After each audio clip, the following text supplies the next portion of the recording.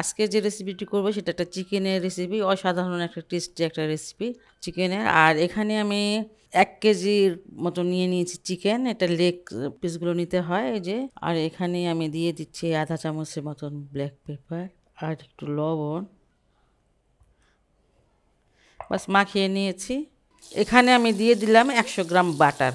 বাটারটা মেল্ট হয়ে গেছে আর এখন আমি চিকেনগুলো ভেজে নেব। চিকেনগুলো আমি 4 থেকে 5 মিনিট ভেজে নিলাম উল্টিয়ে পাল্টিয়ে। এই যে এই কালারটা হলে নামায় ফেলবেন। এখানে 1 কাপ পেঁয়াজ দিয়ে দিলাম। এখানে 200 গ্রাম মাশরুম আছে সেটা দিয়ে দিলাম, এটা বাটাম মাশরুম। 1 টেবিল চামচ রসুন কুচি। খেয়াল রাখতে হবে যেন পুড়ে না যায়।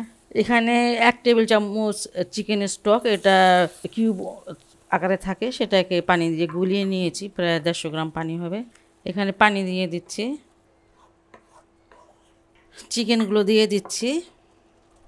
এটা আমি 10 মিনিটের জন্য ঢেকে দিলাম, আঁচটা কমিয়ে দেবো এই মুহূর্তে। এখানে আমি 250 ml গরুর দুধ, জাল দেওয়া ঘন দুধটা দিয়ে দিচ্ছি, যেমন সর আছে এরকম। এবার আঁচটাকে একটু বাড়িয়ে দিব। এই যে আবার 20 মিনিটের জন্য ঢেকে দিলাম। তরকারিটা আমার হয়ে গেছে। খুবই সহজ, খুবই টেস্টি, একদম কম মশলা লাগে এমন একটা রেসিপি, খুবই হেলদি একটা রেসিপি। আপনারা বাসাটা অবশ্যই ট্রাই করবেন। সবাই ভালো থাকুন, সুস্থ থাকুন, নিরাপদে থাকুন, এই দোয়াটা করি সবসময় আল্লাহর কাছে। আল্লাহ হাফেজ।